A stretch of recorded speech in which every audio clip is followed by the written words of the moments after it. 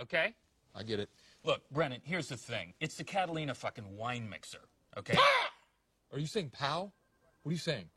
It's the biggest helicopter leasing event in the Western Hemisphere since 1997. Why does he keep doing that? I have to sell or lease at least 80 choppers to make my nut. And you mess with my nut, Brennan? Randy here is gonna eat your dick. Like Kobayashi. I've seen him do it. You've actually seen him eat a man's penis? It was in international waters, so they couldn't prosecute him, but I saw it. But now we come to a period that I call the battle for identity. Lies my grandma told me. Yeah, superstitious devices. Lies my grandma told me. What? Urban mythological rules. Bubble mice, yeah.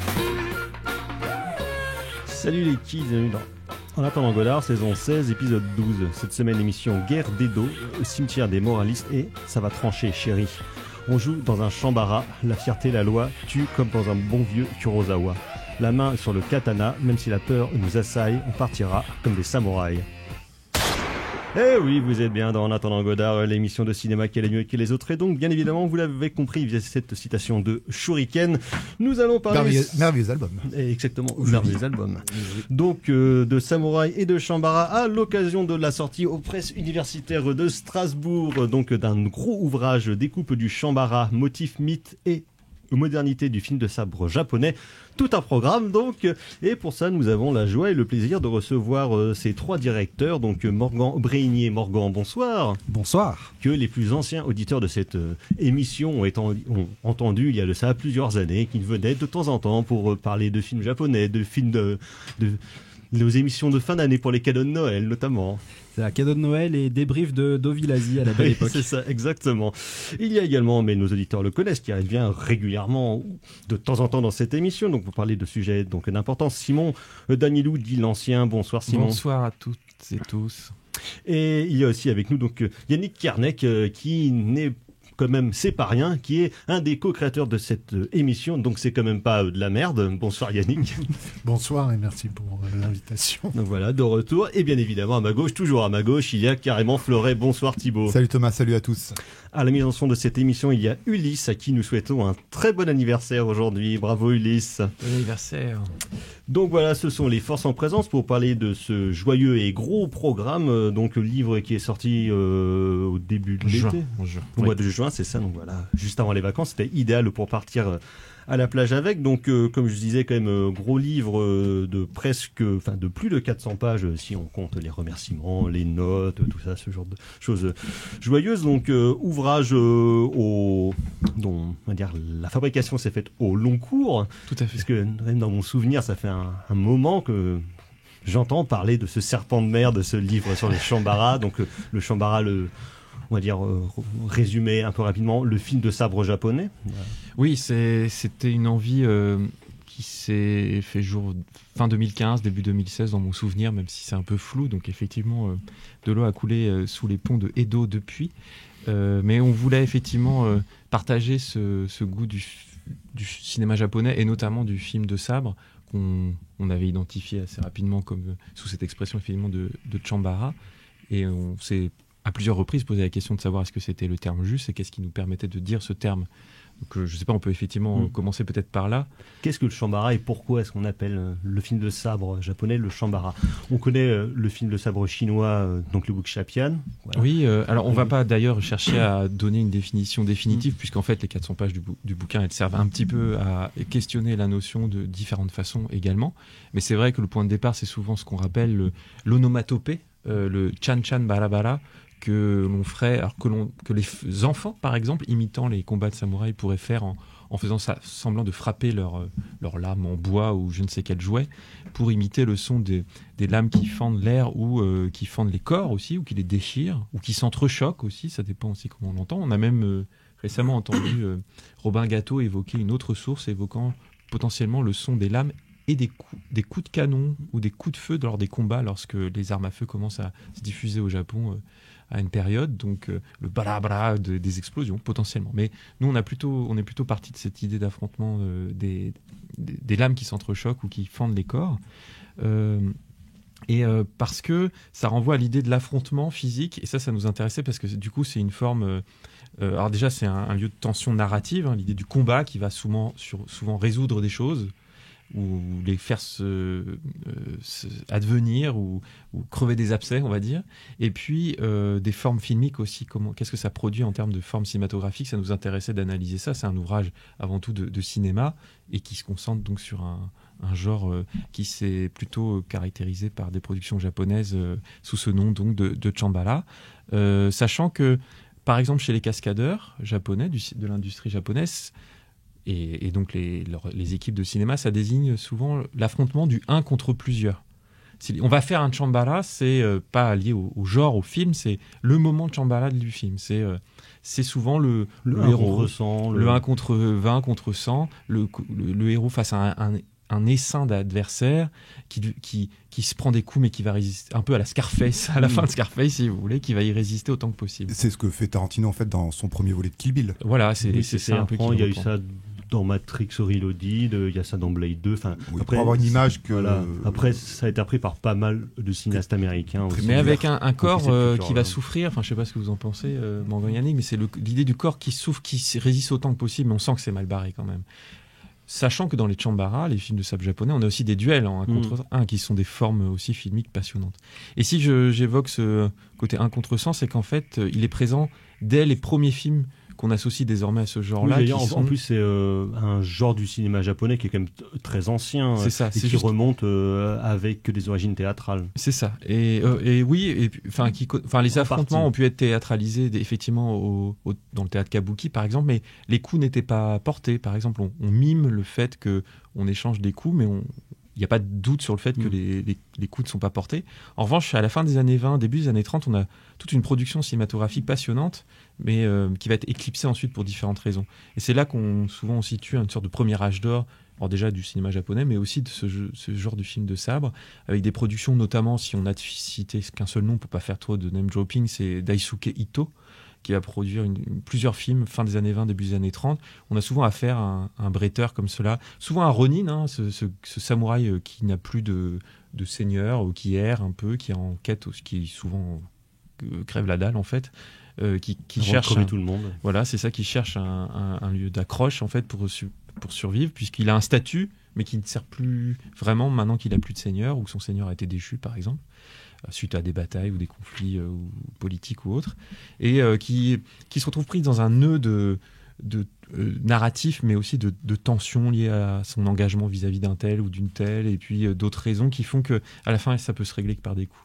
Et donc ces films muets, ils sont muets, mais ils sont accompagnés d'un commentaire par le bonimenteur qui potentiellement aussi dynamise les combats, mais de toute façon ils sont assez brillants formellement, hein. C'est des films assez fous en termes notamment de chorégraphie, de mouvement de caméra, parfois de la caméra portée, et puis de montage. Il y a David Bordwell, le chercheur américain, a pas mal étudié certains exemples de ce type. Il y a des plans de 1 photogramme, par exemple. Et c'est pas parce que les copies sont abîmées, en fait. On voit bien elles ont été ultra cut. Il y a un jeu d'accélération du montage pour montrer qu'il est assailli de toutes parts, qu'il y a des regards qui le guettent pour le frapper de toutes parts, et puis il va essayer de résoudre ça par ses talents de bretteur. De toute façon, on va y revenir aussi de toute façon, sur la question justement du mouvement et de la découpe dans le Chambara, qui est quelque chose de très important et de très particulier aussi dans cette forme, parce que je me rappelle que les premières fois que j'ai vu justement des Chambara, je connaissais plus le film de sabre chinois, et il y a quelque chose c'est peut-être une connerie, mais qui me marque dans le Chambara, c'est que j'ai une impression que c'est beaucoup plus violent que le wuxia pour plusieurs raisons. À la fois pour la question de la langue, où le japonais est une langue qui est un peu plus agressive, je trouve, que le mandarin ou bien le cantonais, et sur la question des combats, que ce soit dans le wuxia ou dans le Chambara, c'est ultra chorégraphié, mais il y a quelque chose, je trouve, de directement plus violent. C'est plus terrien, c'est moins virevoltant déjà. Et c'est plus violent aussi parce qu'il y a toute cette question de l'attente avant de porter les coups qui fait monter la tension, ou d'un coup elle pourra surgir, et là en fait ça va vraiment trancher et ça va être très radical et très violent. Peut-être plus, je trouve, que dans le film de sabre chinois. Oui, je vais laisser mes collègues réagir parce qu'ils connaissent les arts martiaux mieux que moi, mais juste une remarque, c'est aussi c'est des films relativement réalistes. Il y a toujours des exceptions. Oui, parce que ça peut être notamment graphiquement violent, avec des grandes gerbes de sang. C'est ça, on peut accentuer des effets, des mais en armes termes de probables. chorégraphie, c'est parce que souvent les chorégraphes des combats, ce qu'on appelle les tateshi, il y a notamment un texte de Christophe Chanclot dédié à la question dans l'ouvrage, qui nous a malheureusement quitté, Christophe, qu'on n'avait pas eu la chance en plus de rencontrer personnellement, mais qui a été très généreux dans son rapport aux sources et à ce qu'on a pu... le texte qu'il nous a fourni et ce qu'on a pu en faire. Et il revient sur cette importance des vrais maîtres d'armes, en fait, qui sont sollicités sur un film ou plusieurs films. Parfois, ils sont pris par leurs autres fonctions et qui ont pu accompagner en plus des acteurs célèbres, notamment peut-être le plus célèbre, Toshiro Mifune, qu'on connaît pour les films de Kurosawa, mais pas que, et qui s'est complètement investi dans le respect, le travail des coups portés, ce qui donne un côté réaliste aussi à ces combats et relativement violent. Je pense à une dernière chose, mais j'avais été marqué par le fait que quand le Taïwanais Wu Xiaoxian a fait son The Assassin, En 2016. qui est assez virevoltant, mais pas à la façon d'un Wu Xiaopian, il a dit sa référence, c'est les Chambara japonais qu'il voyait à Taïwan, c'est les Zatoichi, c'est les films avec Mifune.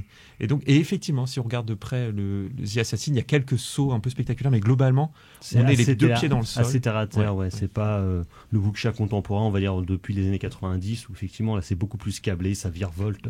Ce qui a aussi son intérêt, mais qui effectivement amène, on va dire, une notion de réalisme qui sera différente et dont le rapport à la violence du coup ne sera pas le même.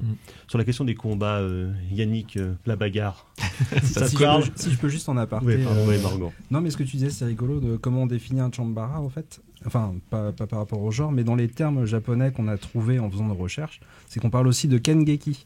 Et donc les films de chambara font partie d'un plus grand ensemble de films, que les Japonais appellent le kengeki, des films de sabre. Et donc aussi bien les wuxia, les swashbucklers, enfin tous les films avec des combats à l'épée sont des kengeki. Donc le chambara est une partie des kengeki. Donc pour eux, la classification au-dessus du chambara, c'est ça. C'est peu importe. C'est un sous-genre plus qu'un genre en soi. Et qui en plus s'adosse évidemment au grand genre du film historique, du drame historique, du jidaigeki japonais. Mais qui a été éclipsé durant le militarisme des années 30, début 40, durant le conflit dans le Pacifique. C'était le cinéma de propagande utilisait peu, même s'il a utilisé un peu le film historique. Ensuite, il y a l'occupation américaine, globalement jusqu'en 52, où les références au féodalisme sont interdites. Donc les chignons de samouraï, le sabre sur le côté, etc., ça disparaît. Ensuite, les années 50, il y a un appel d'air parce que les Japonais peuvent enfin refaire des films historiques, mais c'est globalement des films assez sages dans la représentation des combats, qui évoquent plutôt le théâtre. Il y a pas de bruitage qui souligne, et on l'a dit, l'onomatopée importante, les lames qui s'entrechoquent, les lames dans la chair, alors que avec Yojimbo de Kurosawa en 61, il y a une bascule ici, notamment dans le rapport au son, au réalisme des combats, à un corps qui est celui de Toshiro Mifune, qui a une prestance incroyable, et puis une mise en scène, le jeu sur les longues focales. Il y avait déjà eu le ralenti en plus chez Kurosawa avec les 7 samouraïs. Mais en tout cas, il y a une invention aussi formelle qui redynamise ce genre. Et le deuxième âge d'or de Chambara, c'est plutôt les années 60, je dirais. Okay. On va faire une petite pause où justement, on va s'écouter du Chambara.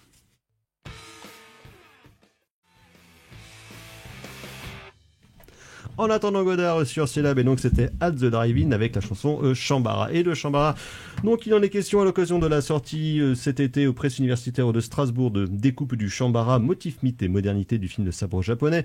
Et donc nous sommes, je le disais, avec ces 3 principaux instigateurs et directeurs, mais vous n'êtes pas tout seul à avoir écrit dans cet opus de 400 pages, puisqu'il y a une quinzaine de contributeurs qui justement, comme son titre l'indique et le souligne habilement, donc parle de motifs, de mythes et des variations, itérations modernes du film de sabre japonais, que ce soit à travers des films de fiction ou bien sa représentation dans les univers vidéoludiques.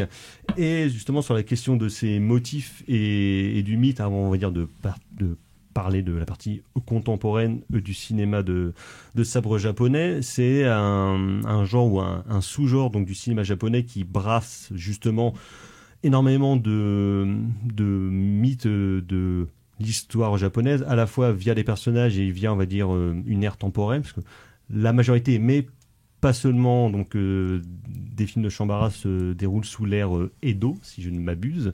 Après, si on peut revenir un petit peu sur l'ère Edo, je ne suis pas un grand spécialiste de l'histoire du ciné, de l'histoire du Japon, mais pourquoi est-ce que cette ère-là a autant d'importance, on va dire, à la fois dans le cinéma japonais et son importance historique qu'elle a pu avoir sur l'époque de fabrication des films? Qui pourra me répondre?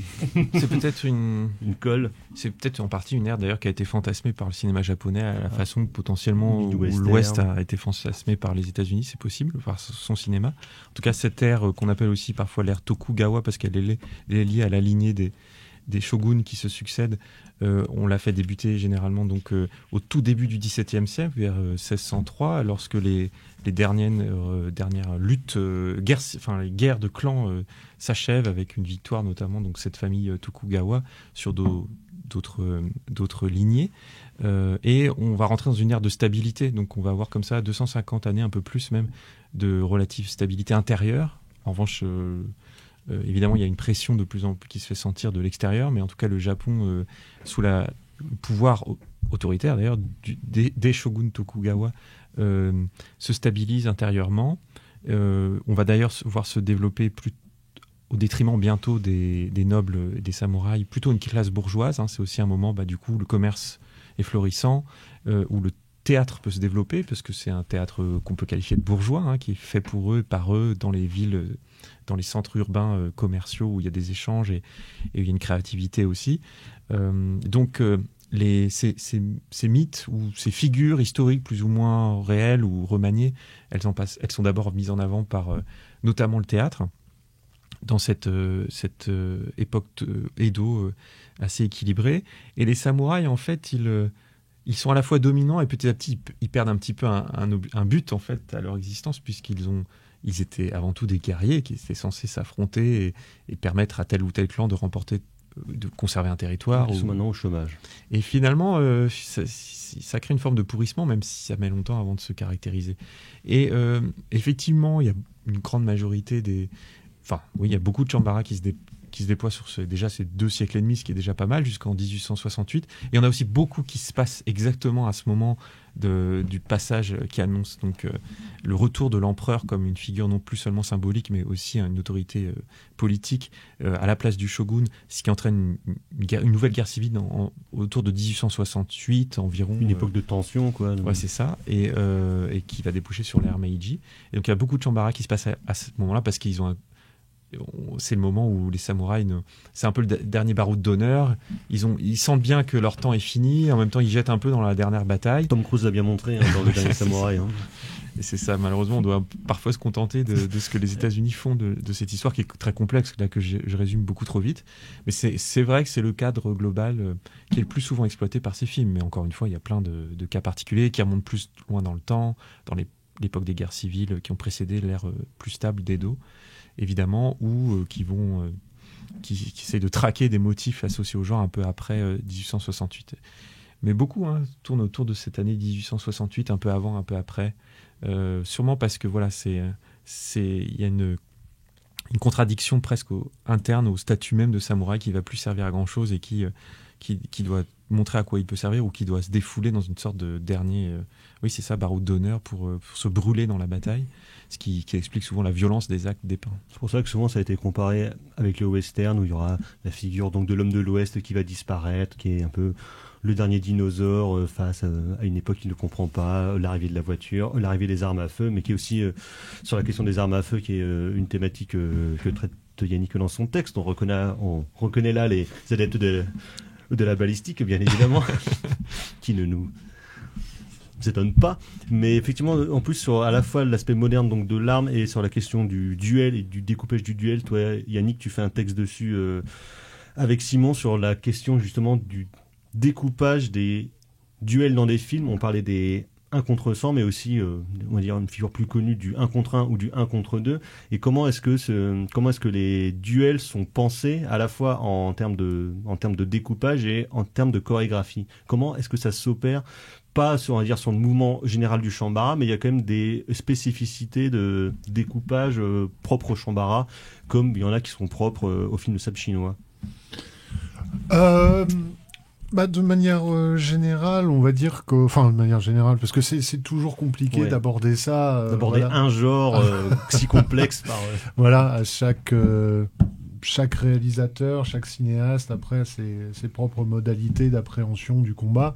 En plus, il faut distinguer, je pense, le duel en face à face, qui souvent prend beaucoup plus de temps à mettre en place, que ce soit scénographiquement, chorégraphiquement, et donc le daiketo, souvent le duel final, le grand duel, et puis les moments que certains appellent plutôt les moments de Shambara, en fait, qui sont le 1 contre je sais pas combien, et par exemple qui est bien symbolisé par un film comme le Yojimbo dans ses tout derniers moments. Donc après voilà, ça dépend de chaque cinéaste.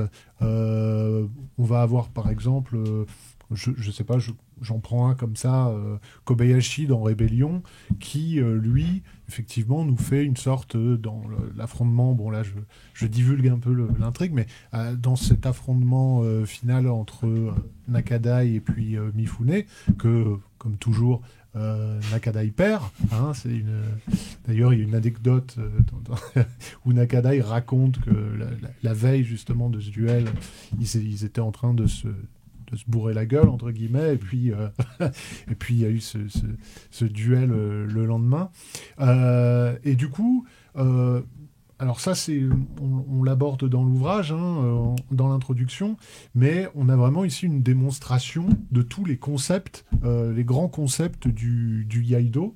Voilà, le regard, etc. La provocation latente. Exactement. C'est l'art de dégainer et de frapper de tuer son adversaire en un coup, hein, c'est ça ? Effectivement, ça aborde encore une fois des sortes on va dire de répartition que nous on n'a pas forcément. Il faut qu'on ait une compréhension des arts martiaux en abordant ça. C'est-à-dire que voilà, on se dit il y a dans les arts martiaux japonais avec le sabre, on a le Iaido par exemple, mais on a aussi entendu parler de Kendo, on a aussi entendu parler du coup de Yaijutsu, de Kenjutsu, du coup voilà, ça mélange plusieurs approches des arts martiaux, parce que c'est ça que moi je me rappelle du kendo pour avoir vu des combats de kendo, c'est très étonnant parce que t'as juste envie qu'ils se tapent sur la gueule. En fait, il y a des grands moments d'attente, ils reculent, ils avancent, ils tapent sur un côté ou l'autre, et c'est vraiment une forme d'art martial qui est quand même assez spécifique. Oui, tout à fait. Le kendo, vraiment, tout se résume enfin, évidemment, c'est toute la dramatisation du combat, mais en fait, ça se joue sur une demi-seconde, après peut-être 2, 3 minutes, 4 minutes, où il se tourne autour. Et on aurait 2 grandes phases. On aurait effectivement, dans ces arts martiaux, le Iaido, qui est effectivement cet art de dégainer le sabre, mais, et puis de le rengainer juste après. Et puis le kendo, qui est une fois le sabre sorti, comment on procède en fait ? Qu'est-ce qu'on fait avec ? Voilà, exactement. Et effectivement, il y a une grande part de tous ces films-là qui, en fait, explorent vraiment les 2 choses. Et peut-être, alors là, je ne sais pas ce que vous en pensez, mais il y a vraiment une distinction à faire entre ces 2 moments, et le sabre est souvent voilà, l'objet le kenjutsu, on va dire, le kendo kenjutsu, puisque le kenjutsu c'est la forme, jutsu c'est combat en fait, do c'est la voie, donc il y en a un, voilà, c'est c'est les modalités du combat, et l'autre c'est plutôt l'art martial vraiment dans sa dimension artistique. Là, je vous pose la question aussi, mais je crois qu'on peut identifier ces 2 formes que ce soit le daiketo, les grands duels, et les shambara de l'autre côté, qui là serait plutôt du registre du kenjutsu, puisque l'arme est déjà dégainée et maintenant il faut défourailler en fait. Et repousser aussi beaucoup les assaillants, parce qu'il y a une peur aussi du contact avec ces lames. On dit souvent que les samouraïs, contrairement à ce que parfois les films ont mis en avant, ou dans des films de Kenji Misumi, par exemple, on peut avoir un corps fendu de haut en bas, de la tête aux pieds, par un coup de lame. Souvent, il est probable que les combattants, notamment dans les combats militaires et les chambara, meurent d'hémorragie en fait parce qu'ils sont un peu entaillés au niveau des jambes ou d'artères et autres, et puis des endroits mortels finalement, parce qu'il faut taper directement à la carotide, c'est quand même plus pratique. Et puis surtout, même s'ils ont été un peu blessés, ils s'épuisent et finalement ils s'effondrent de fatigue aussi et d'avoir perdu trop de sang. C'est pas aussi spectaculaire que certains films veulent bien le mettre en scène, sachant bien sûr que une partie des films vont finir par être aussi influencés par d'autres sources, notamment le manga. Qui exploite ce genre de figure. Parce que surtout quand on est jeune, qu'on découvre ce genre de cinéma, on a beau faire des ronds de jambes pour dire que oui, on adore la culture japonaise, que c'est super d'avoir des trucs comme ça. Ce qu'on aime quand même en priorité, c'est de voir des mecs se battre avec des sabres et se foutre des coups pas possibles. Enfin, moi, en tout cas, je rappelle qu'à l'époque où j'ai découvert, je me dis, mais c'est formidable. Bon, ça peut être un peu déceptif, peut-être. Justement. Oui, voilà, c'est pour ça. Notamment, comme tu le disais au début aussi, si on connaissait les wuxia avant de voir des chambara, le rapport à la chorégraphie et autres n'est pas du tout le même. Mais c'est pour ça qu'il y a eu aussi après, justement, dans les années 70-80, comme dans beaucoup de formes de cinéma, l'exploitation, on va dire, qui est venue par-dessus pour donner une forme de combat et une forme de chambara qui est beaucoup plus graphique, inspirée de la bande dessinée. Je pense notamment aux Baby Cart, évidemment, qui sont parmi les premiers que j'ai vus. Donc forcément, je pense que ça a eu une influence sur mon ressenti du chambara, qui est quand même une saga assez particulière, mais assez symptomatique aussi, on va dire, du déplacement du chambara vers une forme plus spectaculaire, plus sale presque aussi, et avec des combats pour le moins surprenants. Oui, c'est clairement du cinéma d'exploitation, qu'on peut qualifier de gore, avec souvent de temps en temps une connotation assez sexuelle, ou un jeu sur les corps, et notamment féminins, assez outrancier, mais aussi plein d'inventions dans ses choix de composition, dans les effets sonores et de composition pour faire passer des idées dans des films qui sont quand même tournés très vite, mais qui restent visuellement très beaux, notamment parce que c'est un cinéma certes d'exploitation, mais qui continue d'être porté par tous les artisans, les grands artisans du cinéma japonais. Par les mecs qui sont là depuis 40 ans. C'est ça, qui était une industrie du cinéma extraordinaire, qui a été parmi les plus productives du monde parce que à la fin des années 50. Vous revenez aussi sur cet aspect dans le bouquin, sur justement la transmission des artisans du cinéma, que ce soit derrière la caméra, avec des opérateurs, avec des caméramans, avec des cascadeurs, mais aussi sur la question des chorégraphies et puis des maîtres d'armes qui ont bossé sur presque plus de 40 ans, et comment est-ce que finalement, est-ce qu'ils vont infuser leur science du sabre à des générations plus jeunes, et comment est-ce que finalement ça s'est remis en scène par des gens qui ont grandi avec ces films-là ou avec cette culture-là du sabre filmé, on va dire. Oui, ces derniers temps, il y a eu quelques même documentaires sur ces artisans du chambara, notamment chez les cascadeurs, les combattants qui faisaient toujours ceux qui tombaient sous le coup de Mifune ou de Nakadai dans un chambara, et qui portent aussi cette mémoire-là, associée à des lieux, à des studios, notamment au studio de la Dai, par exemple, qui avait coulé au début des années 70, mais qui ont été revendus, et puis qui sont liés à des environnements plus ou moins historiquement chargés, notamment avec les décors naturels de Kyoto et ses alentours, qui ont pu être exploités par ces films pour une plus-value visuelle. Mais je pense que là c'est important, puisqu'on parlait de la chorégraphie et de la mise en avant des combats, d'insister sur le rôle des chefs opérateurs ou des directeurs de la photo dans le choix des cadrages. Il y a des cinéastes qui ont plus envie d'avoir leur mot à dire sur le choix des plans, de leur cadrage, leur composition, mais aussi des grands chefs opérateurs qui ont beaucoup œuvré pour la valorisation des combattants. D'autant que dans le cinéma japonais d'après-guerre, on va dire années 60-70, une des choses, je trouve, qui frappe le plus, parfois plus que la mise en scène, c'est vraiment la photo, où il y a, que ce soit en noir et blanc ou bien en couleur, il y a quand même des choses qui sont esthétiquement ultra travaillées, qui sont très audacieuses, qu'à l'époque on ne voit pas dans le cinéma américain, à part peut-être parfois dans certains mélos de Cirque, mais vraiment une composition picturale qui est assez étonnante. Je me rappelle qu'on avait parlé ici il y a 1 ou 2 ans, qu'on était sorti La Vengeance d'un acteur de Kon Ishikawa, qui en termes visuels je trouve absolument hallucinant, qui est à la fois très référencé au théâtre japonais, on va dire classique, et qui en même temps, par sa mise en scène avec un scope absolument incroyable, arrivait à faire des choses que j'avais jamais vu dans des films de l'époque, en tout cas dans le cas du cinéma américain majoritaire, on va dire. Oui, hein, c'est vrai que bon là tu cites un film par un chef-op extrêmement célèbre qui a pu aussi éclairer notamment un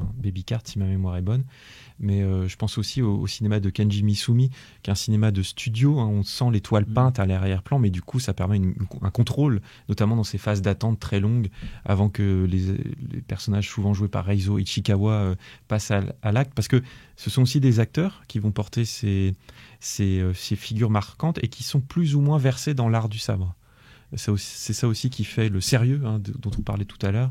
Mifune est réputé. C'est des praticiens. Oui, Mifune est réputé comme particulièrement impressionnant et respecté des chorégraphes, Toshiro Mifune chez Kurosawa, mais pas que.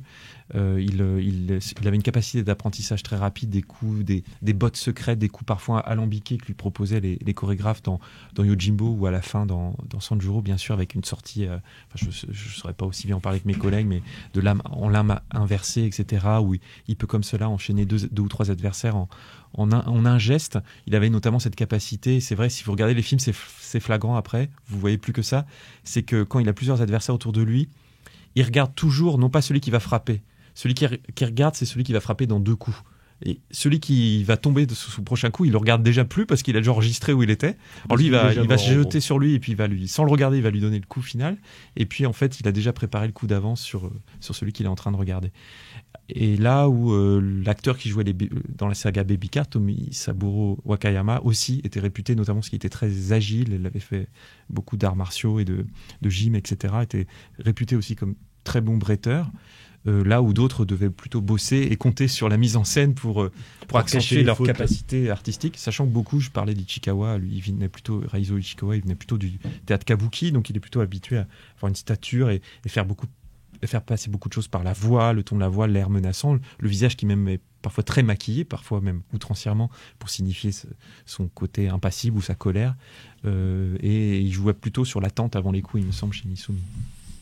Et autre chose dont vous parlez justement, on parle de mythes, il y a des figures et des personnages qui sont récurrents dans le Shambara et dans ce style, et il y a notamment un aspect assez rigolo, je crois qu'on appelle ça les crippled fighters, donc les combattants avec des handicaps. Donc il y aura Zatoichi, donc aveugle, mais il y aura aussi le sabreur manchot, donc tu auras toujours des gens qui ont des problèmes physiques, mais dont finalement ce problème physique sera une force. Je sais pas s'il y a des bretteurs genre qui sont cul-de-jatte, mais j'imagine qu'à un moment donné ils ont dû le faire dans un film d'exploitation, et d'où ça vient, c'est-à-dire cette spécificité de vouloir montrer des estropiés, et quelle résonance ça peut donner, ou en dehors de donner des chorégraphies originales, c'est quand même un aspect assez particulier de montrer des handicapés entre guillemets qui vont aller décagner tout le monde. C'est presque un principe que tu rejoignais au manga, comme si le handicap donnait plus de force d'un certain côté, quoi. Donc, Zatoichi aveugle, c'est flagrant, c'est presque sa force, qu'on le soupçonne pas d'être un bon bretteur, donc il se fait toujours attaquer, et c'est en fait un excellent sabreur. Et ce qui invite du coup la mise en scène et en son à travailler son rapport lui au son, même si finalement c'est pas tant que ça exploité dans les films, mais voilà, il a une audition décuplée et il peut réagir en fonction, et la mise en scène le souligne. Peut-être juste une chose sur le plan de l'origine, je suis pas spécialiste des enjeux spirituels liés à la culture japonaise, mais il me semble que notamment dans le cas de Zatoichi, dans un bouddhisme zen japonais, le fait de souffrir d'un handicap est plutôt le signe d'un mauvais karma, de quelque chose dans une vie antérieure, quelque chose de ce type qui nous pèse sur la conscience, mais qui se traduit ici physiquement, et donc ça caractérise tout de suite ce type de personnage.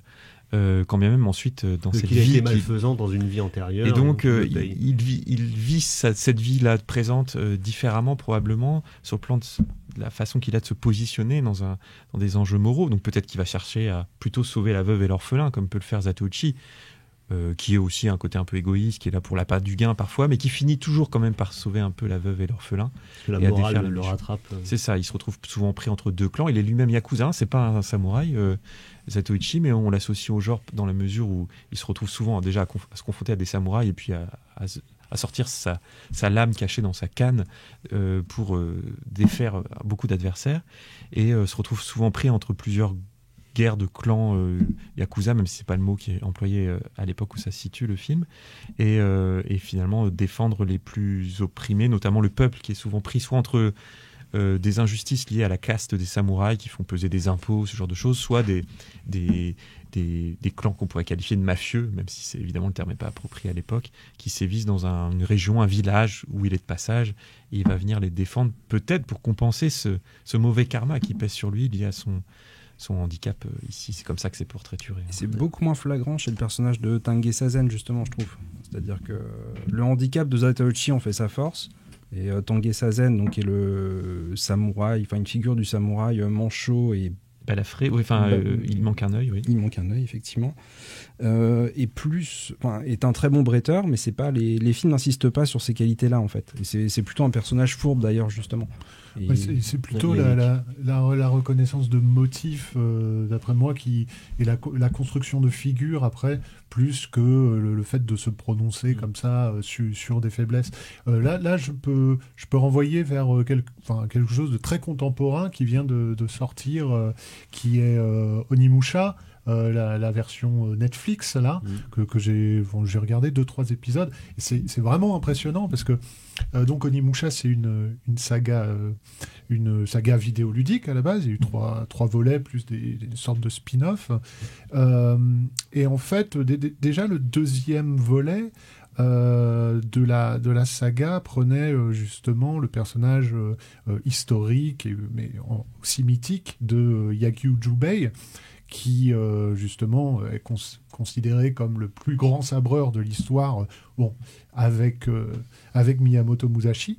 Et justement, dans la série de Netflix, je ne sais pas si vous l'avez entreaperçu, mais en fait, on est étonné de voir que le personnage principal, en fait, ils reprennent la figure de Sanjuro.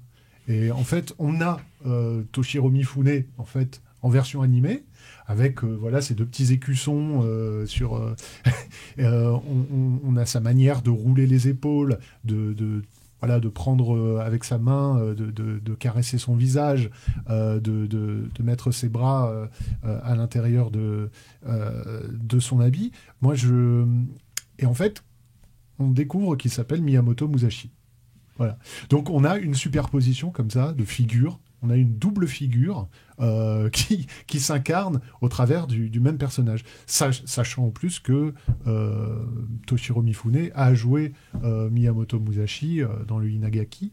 Donc, vous voyez, c'est sur cette reprise en fait de différents thèmes, différents motifs, pour tout à fait une version moderne. Superposition de figures comme ça, qui est assez. Qui sont elles-mêmes souvent des croisements de sources historiques et puis de choses complètement inventées qui viennent plutôt de la littérature. On va faire une petite pause et on parlait de A Baby Cart, et justement on écoute une variation.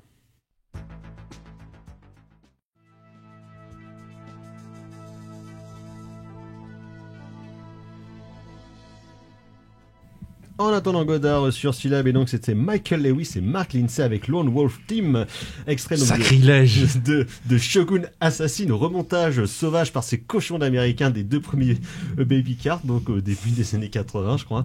Oui, écoutez, j'ai fait ce que je pouvais. J'aime bien, c'est un peu chipouille, c'est bien. C'est aussi pour montrer justement l'expansion du film de sabre japonais à l'international et comment est-ce qu'il a pu être traité et maltraité, on va dire, jusqu'au début des années 2000, même années 90 où il y a eu pas mal de choses. Mais, on a été très tributaire aussi du vocabulaire anglo-saxon. On le disait en off, on parle de samouraï film, mais nous ça nous pose problème parce que ça connote uniquement le genre via la figure du samouraï qui est évidemment centrale mais qui ne résume pas. Mais qui n'est qu'une partie justement du shambara. Ou tu as parlé des cripple samouraïs et autres. On est obligé bien souvent pour ce cinéma qui a été en partie distribué en France mais pas totalement non plus. De toute façon ce sera jamais total, mais finalement, on n'en a eu qu'un petit aperçu.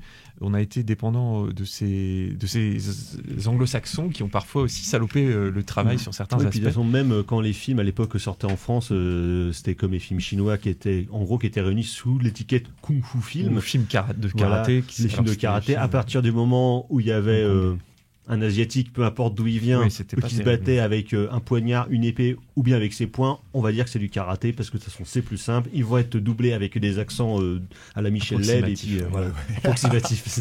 Mais ça, le fait que tu aies passé un morceau de musique quand même en référence à un film, ça permet d'évoquer une chose, c'est le rapport au son qu'on a seulement frôlé. Alors, à l'origine, on avait envie que quelqu'un écrive sur les compositions musicales, parce que tous ces grands artisans, et le mot est peut-être pas à la hauteur, qui font le cinéma japonais, c'est aussi les compositeurs qui ont marqué le genre, en particulier du chambara. Bon, c'est justement pas des compositeurs très connus en Occident, donc les capacités de chercheurs à travailler sur notamment les partitions hautes n'étaient pas au rendez-vous, donc c'était plus compliqué. En revanche, on a une un contribution continent un peu oublié des bofophiles. Je trouve, alors qu'il y a des choses magnifiques. Pour autant, on a une contribution qui porte sur les bruitages de Demian Garcia, qui est un chercheur brésilien qui fait sa thèse en France et qui travaille sur les bandes de son des films japonais, plutôt des films de fantômes de son côté. Mais là, il a travaillé sur les bruitages, notamment associés à ces films. Et ces bruitages font beaucoup pour l'impact des combats, leur violence aussi, qui est peut-être plus ressentie que réellement vue. Et donc je parlais justement de la distribution des films dans l'Hexagone.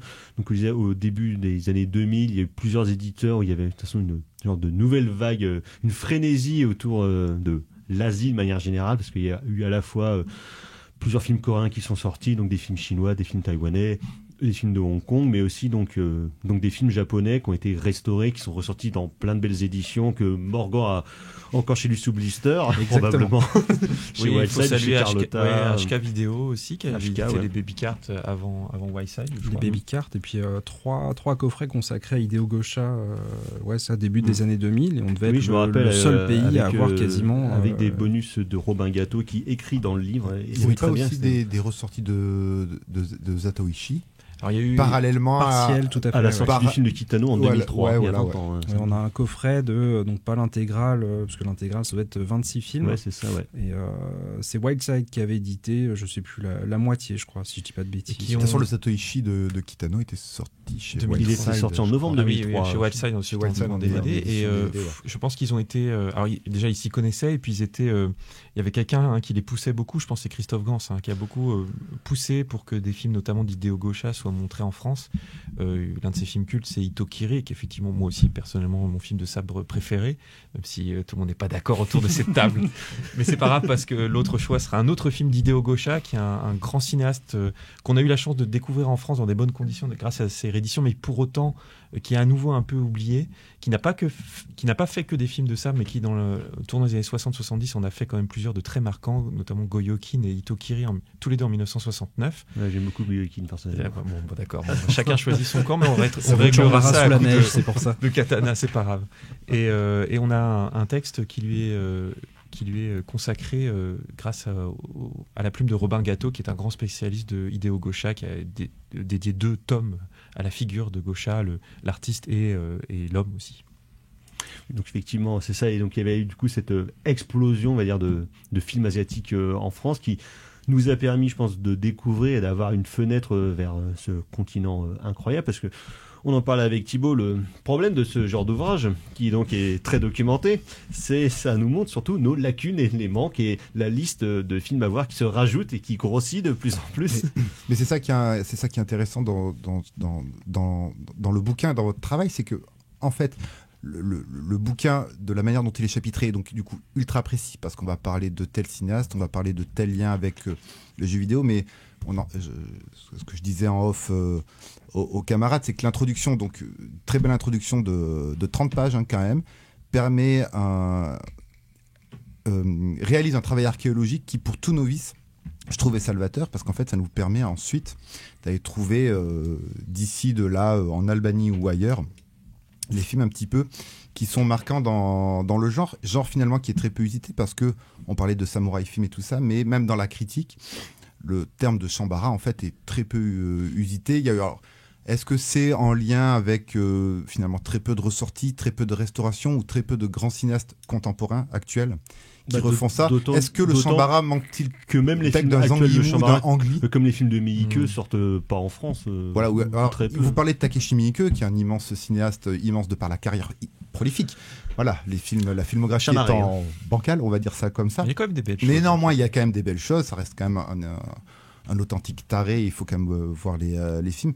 Mais peut-être Staccanoviste. pour le Shambara, du coup, peut-être manque-t-il, voilà, un tigre et dragon ou un héros qui avait fait ressortir Moi, je me souviens qu'à la sortie de Tigre et Dragon, direct après, ou quelques années après, il y a Les Rondelles d'Or qui a été ressorti au cinéma. Oui. Donc voilà, ça avait provoqué une bascule, et voilà, le Wuxia va arriver un petit peu sur le devant de la scène, en plus que Tigre et Dragon avait été un carton intersidéral. Et au final, moi, là, de mémoire, j'ai le Zatoichi de Kitano, et j'ai... Alors du coup, est-ce que ça fait partie du truc? Mais la scène dans le premier volet Kill Bill de Tarantino, en sachant que Tarantino est un... Oui, qui lui-même reprend des thèmes, reprend des motifs. Apprécie ce genre de cinéma, mais voilà. Ce qui fait que le bouquin, en fait, du coup, non pas est passionnant, mais du coup, permet une superbe introduction à un genre qui est méconnu en France, et du coup, bravo messieurs. Merci. Et d'autant qu'on sait que c'est un ouvrage outre-jugement précis quand on connaît le caractère tatillon des relecteurs et des coordinateurs de cet ouvrage, on va dire. Ah bah écoute, il y a toujours de toute façon des virgules manquantes ou des italiques Voilà, en trop. les fameuses C'est virgules. un puissant fond, les ouvrages de ce type. Mais néanmoins, on a essayé d'être le plus rigoureux possible. Et exhaustif en plus dans les thématiques, dans les exhaustif thèmes. surtout. Parce que on voulait donner un aperçu de cette partie émergée de l'iceberg. Là, on est immergé, excusez-moi, de l'iceberg, parce qu'on se rend compte qu'effectivement les filmographies sont gigantesques, que souvent ces figures clés de Zatoichi ou autres ont donné lieu à des quantités astronomiques de films sur lesquels le cinéma japonais revient régulièrement, même à des si c'est vrai copies, qu'on à les a des peu vus en variations. France. Puis comme on le disait en plus, à la fois dans le manga, dans la bande dessinée, dans le jeu vidéo, c'est encore énormément repris. Et la télé, dont on n'a pas parlé la dans télé, l'ouvrage, mais il y a oui. des séries Zatoichi, et tu parlais des Cripple Samurai, il y a une série sur un samouraï muet aussi dans les années 70, le Mio de Samouraï.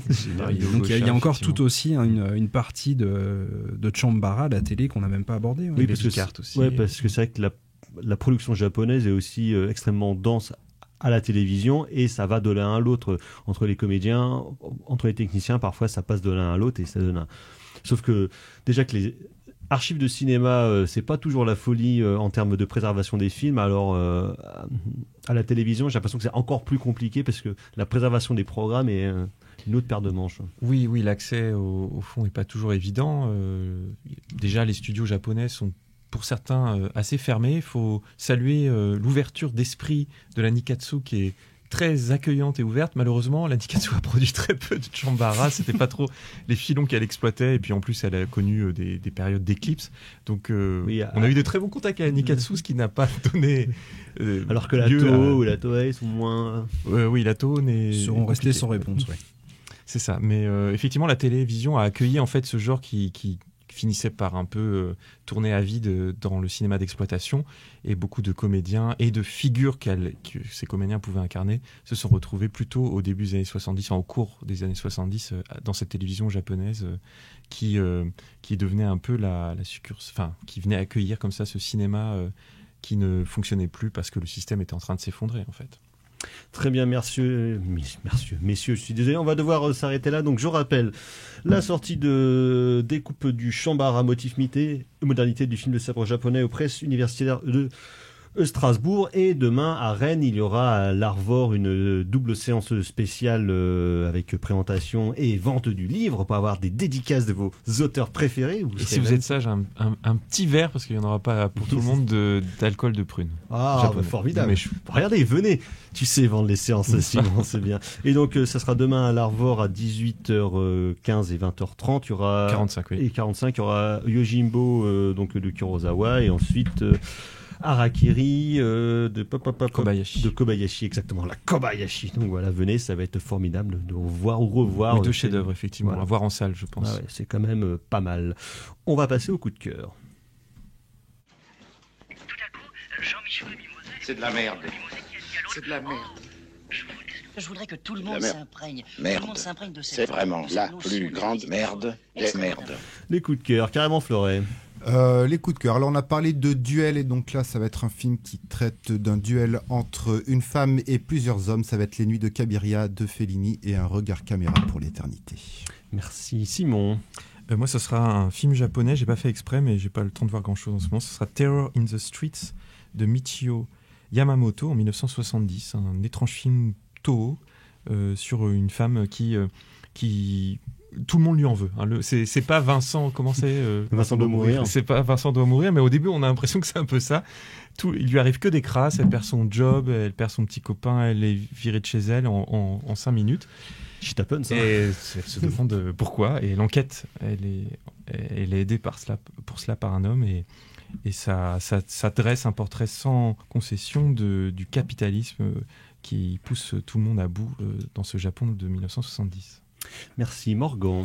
Bien moi, l'émission m'a donné envie de revoir Le Sabre du Mal de Kihachi Okamoto. Donc c'est un coup de cœur à venir. Je pense que ça va être un visionnage tardif ce soir ou demain. Pour rester dans le terme du Chambara. Très bien, merci Yannick.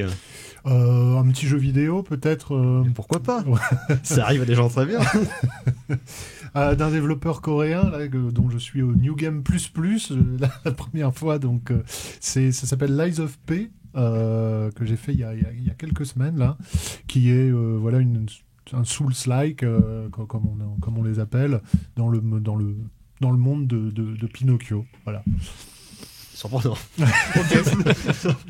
Merci. Alors moi, ce sera une série documentaire actuellement sur Arte, Mafia et Banque de Christophe Bouquet, qui avait réalisé l'histoire du trafic de drogue et Mafia et République. Donc les liens entre la mafia et donc nos amis banquiers depuis le XVIIIe siècle. C'est absolument formidable et passionnant. Remarquez que quand même tous ces gens-là, comme on dit dans le métier, sont des sacrés gros fils de pute. Voilà, merci merci Ulysse à la mise en son de cette émission. On se retrouve la semaine prochaine pour rester du côté de l'Asie, mais on partira à Hong Kong pour jouer aux cartes et on restera en France pour parler du tyran corse qui a fait n'importe quoi avec notre ami Ridley. Merci messieurs, prochaine émission, prochaine édition. À ciao, bonsoir. Salut.